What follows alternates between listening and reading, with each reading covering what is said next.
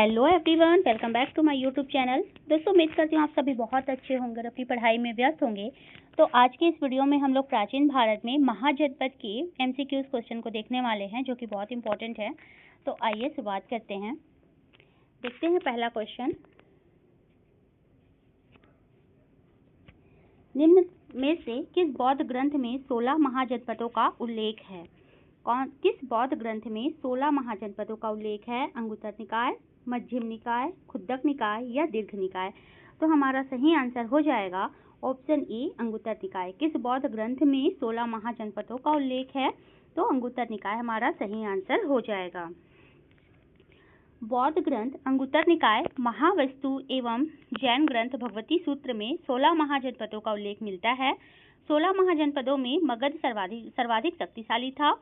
अस्मक एकमात्र ऐसा जनपद था जो दक्षिण भारत में गोदावरी नदी के किनारे स्थित था। इन 16 महाजनपदों में से वज्जी एवं मल में गणतंत्रात्मक व्यवस्था थी, जबकि शेष में राजतंत्रात्मक व्यवस्था थी। चलिए बढ़ते हैं नेक्स्ट क्वेश्चन की ओर। अगला क्वेश्चन है, प्रथम मगध साम्राज्य का उत्कर्ष किस शताब्दी में हुआ? प्रथम मगध साम्राज्य का उत्कर्ष किस शताब्दी में हुआ? ईसा पूर्व चौथी शताब्दी, ईसा पूर्व छठी शताब्दी, ईसा पूर्व दूसरी शताब्दी या ईसा पूर्व पहली शताब्दी?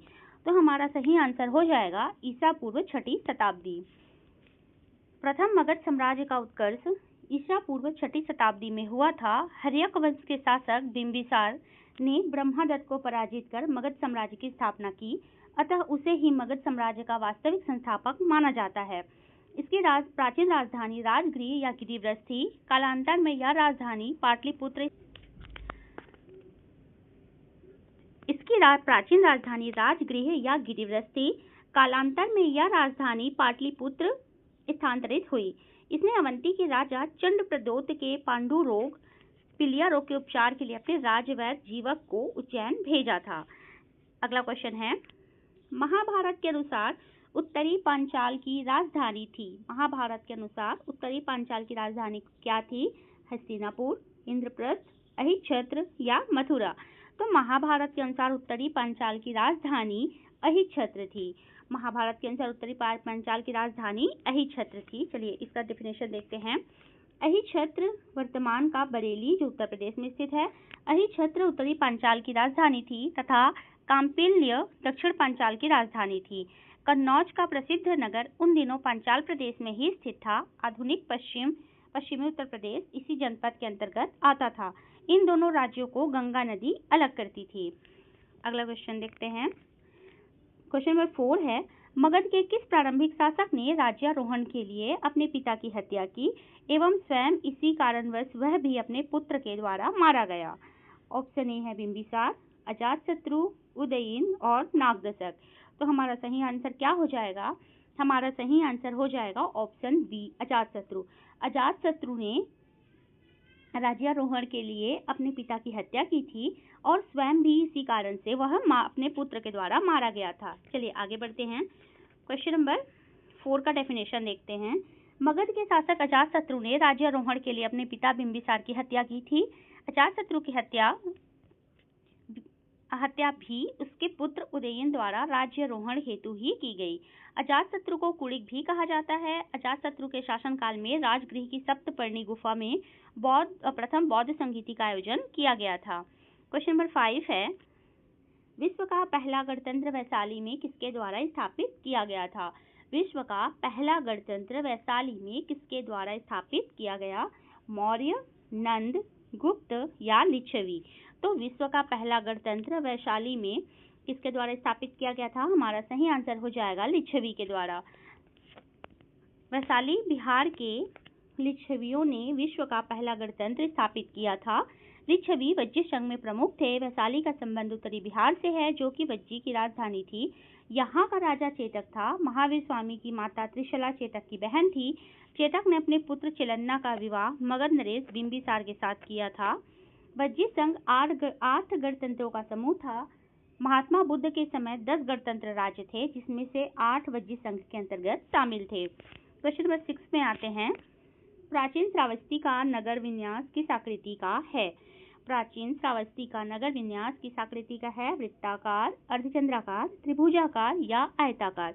तो प्राचीन श्रावस्ती का जो नगर विन्यास था वह अर्धचंद्राकार में है। कौशल महाजनपद की राजधानी श्रावस्ती का नगर विन्यास उत्खननों के आधार पर अर्धचंद्राकार प्राप्त हुआ है। सहेत महत का उत्खनन कार्य कन्निघम द्वारा सन 1862 में किया गया था। सहेत महत वर्तमान में उत्तर प्रदेश के श्रावस्ती जिले में स्थित है। क्वेश्चन नंबर 7 है, मालवा क्षेत्र पर मगध की सत्ता का विस्तार निम्नलिखित में से किसके शासनकाल में हुआ था? बिंबिसार, अजातशत्रु, उदयभद्र या शिशुनाग? तो मालवा क्षेत्र पर मगध की सत्ता का विस्तार किसके शासनकाल में हुआ था? ऑप्शन हमारा डी सही हो जाएगा, शिशुनाग के। मालवा क्षेत्र पर मगध की सत्ता का विस्तार शिशुनाग के शासनकाल में हुआ था। पुराणों के अनुसार मगध नरेश शिशुनाग ने अवंती नरेश चंड प्रद्योत को पराजित कर अवंती को मगध साम्राज्य में मिला लिया। शिशुनाग ने वैशाली को दूसरी राजधानी बनाया। शिशुनाग की मृत्यु के पश्चात उसका पुत्र कालाशोक शासक बना। चलिए आगे बढ़ते हैं और क्वेश्चन नंबर 8 पर आते हैं। मगध का सम्राट जो अपरोपर परशुराम के नाम से जाना जाता है, अपरोप परशुराम के नाम से जाना जाता है, बिंदुसार, अजातशत्रु, कालाशोक या महापद्मनन? तो अपरोप परशुराम के नाम से कौन जाना जाता है? तो महापद्मनन को अपरोप परशुराम के नाम से जाना जाता है। आइए इसका डेफिनेशन देखते हैं। नंद वंश के संस्थापक महापद्मनन को पुराणों में अपरोप परशुराम, परशुराम का द्वितीय अवतार और सर्व क्षत्रांतक, क्षत्रियों का नाश करने वाला कहा जाता है, जबकि महाबोधि वंश में उसे उग्रसेन कहा गया है। मगध पर शिशुनाग वंश के पश्चात नंद वंश का वर्चस्व स्थापित हुआ। ये मगध के सबसे शक्तिशाली शासक सिद्ध हुए। एक छत्र एवं एक राट इसकी उपाधियां थी। खारवेल के हाथी गुम्फा अभिलेख में उसकी कलिंग विजय का वर्णन मिलता है। क्वेश्चन नंबर 9 है, प्रारंभिक गणतंत्र में कौन सा नहीं था? यहाँ पूछा गया है कौन सा नहीं था। कपिलवस्तु की शाक्य, वैशाली के लिच्छवी, यौधेय या फिर उपर्युक्त सभी। तो प्रारंभिक गणतंत्र में कौन सा नहीं था? तो ऑप्शन सी हमारा सही आंसर हो जाएगा, यौधेय नहीं था। आइए इसका डेफिनेशन देखते हैं। कपिलवस्तु के शाक्य, वैशाली के लिच्छवी, सुमारगिरी के भग, रामग्राम के कोलिय, कुशिनारा के मल, मिथिला के विदेह आदि बुद्ध काल के गंगा घाटी में कई गण राज्यों के अस्तित्व के प्रमाण प्राप्त होते हैं, जबकि यौधेय गुप्त काल में झेलम और सिंधु नदी के मध्य का भाग था। कन्निघम के अनुसार यौधेय देश सतलज नदी के दोनों तटों पर विस्तृत था। समुद्रगुप्त की प्रयाग प्रशस्ति में यौधेयों का उल्लेख मिलता है। क्वेश्चन नंबर 10 है, मगध की राजधानी कौन सी थी? मगध की राजधानी कौन सी थी? क्या प्रतिष्ठान थी, वैशाली थी, गिरिव्रत थी या चंबा थी? तो मगध की राजधानी थी गिरिव्रत, जिसे राजगृह के नाम से भी जाना जाता है। पुराणों के अनुसार बृहद्रथ वंश मगध पर शासन करने वाला पहला राजवंश था। इस वंश के प्रथम शासक बृहद्रथ का पुत्र जरासंध था, जिसने गिरिव्रत को अपनी राजधानी बनाया। उदयन ने राजगृह से राजधानी पाटलिपुत्र स्थानांतरित की। शिशुनाग ने वैशाली को दूसरी राजधानी बनाया। पुनः कालाशोक ने अपनी राजधानी को पाटलिपुत्र स्थानांतरित कर दिया था। क्वेश्चन नंबर 11 पर आते हैं। चेदी वंश का राजा खारवेल किस क्षेत्र से संबंधित था? चेदी वंश का राजा खारवेल किस क्षेत्र से संबंधित था? चोल मंडलम से, कलिंग से, कन्नौज से या पुरुषपुर से?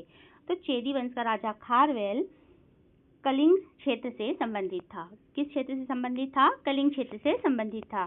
चेदी या चेती वंश का प्रसिद्ध शासक खारवेल कलिंग से संबंधित था, जो इस वंश का तृतीय शासक एवं जैन धर्म का अनुयायी था।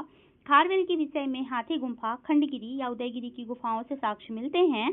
महामेघवाहन कलिंग के चेदी राजवंश का संस्थापक था। इस कारण इसे महामेघवाहन वंश भी कहा जाता है। चलिए बढ़ते हैं अगले क्वेश्चन की ओर। अगला क्वेश्चन है क्वेश्चन नंबर 12। शिशुनाग वंश का वह शासक जिसके शासनकाल में वैशाली में द्वितीय बौद्ध संगीति का आयोजन किया गया था। शिशुनाग के शासनकाल में था, नंदीवर्मन के शासनकाल, कालाशोक के या इनमें से कोई नहीं? तो शिशुनाग का वह शासक जिसके शासनकाल में वैशाली में द्वितीय बौद्ध संगीति का आयोजन किया गया था वो था कालाशोक। हमारा ऑप्शन सी सही हो जाएगा। शिशुनाग वंश का शासक कालाशोक था, जिसके शासन में वैशाली में द्वितीय बौद्ध संगीति का आयोजन हुआ था। इसी संगति में बौद्ध संघ स्थविर एवं महासंघिक दो भागों में बट गया था। कालाशोक को काकवर्ण के नाम से भी जाना जाता है। इसने वैशाली के स्थान पर पुनः पाटलिपुत्र को अपनी राजधानी बनाया था। क्वेश्चन नंबर 13 पर आते हैं। गोदावरी नदी के तट पर स्थित महाजनपद था। गोदावरी नदी के तट पर स्थित कौन सा महाजनपद था? अवंती था, वत्स था, अस्मक था या कंबोज था?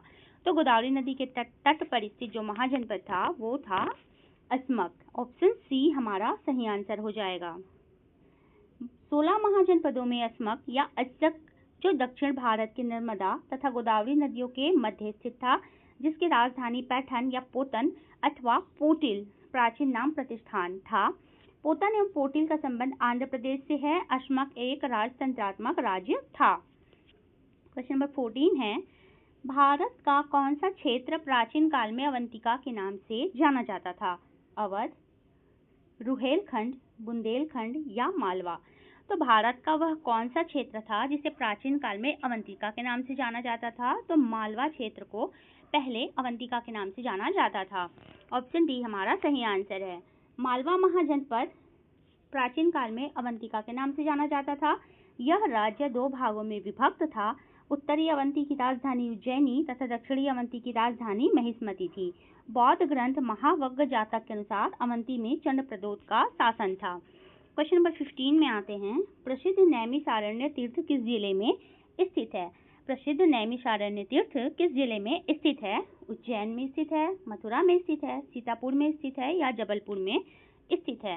तो जो प्रसिद्ध नैमिषारण्य तीर्थ है वह सीतापुर में स्थित है, गोमती नदी के तट पर स्थित है और सोमवती अमावस्या को यहाँ पर मेला लगता है। तो ऑप्शन सी हमारा सही आंसर हो जाएगा। प्रसिद्ध नैमिषारण्य तीर्थ उत्तर प्रदेश के सीतापुर जिले में गोमती नदी के तट पर स्थित है। यहाँ पर सोमवती अमावस्या को मेला लगता है। पौराणिक मान्यताओं के अनुसार यहाँ पर 88,000 ऋषियों ने एक साथ तपस्या की थी। महाभारत में भी इसका उल्लेख सघन वन के रूप में किया गया है। इसके समीप मिश्रिख नामक स्थान पर महर्षि दधीची का आश्रम स्थित है। चलिए आगे बढ़ते हैं। क्वेश्चन नंबर 16 पर आते हैं। निम्नलिखित में से कौन सा सही सुमेलित नहीं है? क्वेश्चन में ध्यान रखिएगा, है सुमेलित है या सुमेलित नहीं है। आधा तो इसी में कंफ्यूजन हो जाता है और क्वेश्चन का आंसर हम लोग गलत दे देते हैं। इसमें ध्यान रखिएगा कौन सा सही सुमेलित नहीं है पूछा गया है। ऑप्शन ए है अंग और चंपा, बी है कोसल अहिछत्र, सी है वत्स कौसाम्बी और डी है मत्स्य विराटनगर। तो हमें इसमें से सुमेलित नहीं है पूछा गया है। तो सुमेलित नहीं को हमें खोजना है। तो कौशल और अहिछत्र को छत्र जो है वो सही सुमेलित नहीं है, बाकी ये तीनों सही सुमेलित हैं। तो ऑप्शन बी हमारा सही आंसर हो जाएगा। कौशल महाजनपद उत्तर प्रदेश के आधुनिक अवध क्षेत्र में स्थित था। इसकी राजधानी श्रावस्ती थी। राजा विदूप के शासनकाल के दौरान कौशल को मगध में मिला दिया गया था। साकेत, अयोध्या और श्रावस्ती इसके महत्वपूर्ण नगर थे। क्वेश्चन 17 में आते हैं। मगध शासक बिंबिसार का चिकित्सक कौन था? शिलभद्र था, विजयसेन था, जीवक था या मनु था? तो मगध शासक बिंबिसार का जो चिकित्सक था वह था जीवक। ऑप्शन सी हमारा सही आंसर हो जाएगा। और जो ये प्रसिद्ध चिकित्सक जीवक हैं ये भगवान बुद्ध के भी निजी चिकित्सक थे। चलिए इसका डेफिनेशन देखते हैं। मगध शासक बिंबिसार के दरबार में प्रसिद्ध चिकित्सक जीवक था जो भगवान बुद्ध के निजी चिकित्सक थे। वह 5वीं शताब्दी ईसा पूर्व में राजगृह वर्तमान राजगीर में रहते थे। जीवक को कभी कभी चिकित्सक राजा के रूप में भी वर्णित किया गया था। अगला क्वेश्चन है, सूची 1 को सूची 2 से सुमेलित कीजिए तथा सूचियों के नीचे दिए गए कूट से सही उत्तर चुनिए। पहला सूची 1 है, दूसरा सूची 2 है। महाजनपद और राजधानी, तो आइए पहले इसे देखते हैं फिर हम लोग कूट पे जाएंगे। मत्स्य, राजधानी मथुरा, कुरु, पोतन, सूरसेन, विराटनगर और अस्मक, इंद्रप्रस्थ। तो हम लोग यहीं पे सही जोड़ी मिला लेते हैं। मत्स्य महाजनपद की राजधानी विराटनगर थी। मत्स्य महाजनपद की राजधानी विराटनगर थी। कुरु की राजधानी इंद्रप्रस्थ थी। सूरसेन की राजधानी मथुरा और अस्मक की राजधानी पोतन। इसके अकॉर्डिंग हमारा ऑप्शन सी सही आंसर हो जाएगा। यहाँ दिया हुआ है मत्स्य की राजधानी विराटनगर, कुरु की राजधानी इंद्रप्रस्थ, सूरसेन की राजधानी मथुरा और अस्मक की राजधानी पोतन। जैन ग्रंथ भगवती सूत्र एवं बौद्ध ग्रंथ अंगुत्तर निकाय में 16 महाजनपदों का उल्लेख किया गया है। चलिए आगे बढ़ते हैं। क्वेश्चन नंबर 19 पर आते हैं। यहाँ भी कूट आधारित क्वेश्चन दिए हुए हैं। निम्नलिखित में से किन ग्रंथों में प्राचीन भारत के 16 महाजनपदों की सूची मिलती है? नीचे दिए गए कूट में से सही उत्तर का चयन कीजिए। पहला अर्थशास्त्र, अंगुत्तर निकाय, दीर्घ निकाय और भगवती सूत्र। तो किन ग्रंथों में प्राचीन भारत के 16 महाजनपदों की सूची मिलती है? तो हमें किन ग्रंथों में मिलती है? अंगुत्तर निकाय और भगवती सूत्र में। तो हमारा 2 और 4 सही आंसर हो जाएगा। तो ऑप्शन ए हमारा सही आंसर हो जाएगा। 16 महाजनपदों की जानकारी हमें अंगुत्तर निकाय और भगवती सूत्र से प्राप्त होती है। तो ऑप्शन 2 और 4 हमारा सही आंसर है। अंगुत्तर निकाय नामक बौद्ध ग्रंथ में तथा भगवती सूत्र नामक जैन ग्रंथ में 16 महाजनपदों का उल्लेख मिलता है। प्राचीन भारत के इतिहास में 6वीं शताब्दी ईसा पूर्व को एक महत्वपूर्ण परिवर्तनकारी काल माना जाता है। इसी काल में सिंधु सभ्यता के बाद भारत में नगरीकरण की दूसरी प्रक्रिया प्रारंभ हुई। ये 16 महाजनपद थे। यहाँ पर 16 महाजनपदों का नाम दिया हुआ है, देख लेते हैं। काशी, कोसल, अंग, मगध, वज्जी, मल, चेदी, वंश, कुरु, पांचाल, मत्स्य, सूरसेन, अश्मक, अवंती, गांधार तथा कंबोज। ये 16 महाजनपद हैं जिनका उल्लेख हमें अंगुत्तर निकाय और भगवती सूत्र में देखने को मिलता है। चलिए बढ़ते हैं अगले क्वेश्चन की ओर। क्वेश्चन नंबर 20 है, वर्तमान उत्तर प्रदेश में भारत के प्राचीनतम 16 महाजनपद में से कुल कितने महाजनपद स्थित थे? तो वर्तमान जो उत्तर प्रदेश है वो उसमें भारत के प्राचीनतम 16 महाजनपदों में से कुल कितने महाजनपद स्थित थे? तो 8 महाजनपद स्थित थे। 16 महाजनपदों में से उत्तर प्रदेश में ही सिर्फ 8 महाजनपद स्थित थे। महाजनपद काल के दौरान 16 महाजनपदों में से 8 आधुनिक उत्तर प्रदेश में स्थित थे, जो निम्नलिखित है। मल, काशी, कोशल, वत्स, चेदी, पांचाल, सूरसेन और कुरु। चलिए आगे बढ़ते हैं। क्वेश्चन नंबर 21 है, निम्नलिखित में से कौन सा युग्म उपयुक्त जोड़ी है? पार्श्वनाथ जंत्रिका, बिंदुसार शाक्य, स्कंदगुप्त मौर्य, चेतक, लिच्छवी। तो उपयुक्त जोड़ी या फिर सही जोड़ी है तो चेतक, लिच्छवी ये सही जोड़ी है। ऑप्शन डी हमारा सही आंसर है। राजा चेतक लिच्छवी गणराज्य के राजा थे। इनकी पुत्री चेलन्ना का विवाह मगध नरेश बिंबिसार से हुआ था। लिच्छवी गणराज्य वज्जी संघ के प्रधान वंशों में से एक था। तो दोस्तों आज के इस वीडियो में महाजनपद के एमसीक्यूज खत्म होते हैं। मिलते हैं हम लोग नेक्स्ट वीडियो में। अगर आपकी तैयारी में मेरा वीडियो 1% भी सहयोग प्रदान करता है तो प्लीज़ मेरे वीडियो को लाइक कीजिएगा और हमारे चैनल को सब्सक्राइब कीजिएगा। तो मिलते हैं नेक्स्ट वीडियो में नए टॉपिक के साथ। तब तक के लिए धन्यवाद।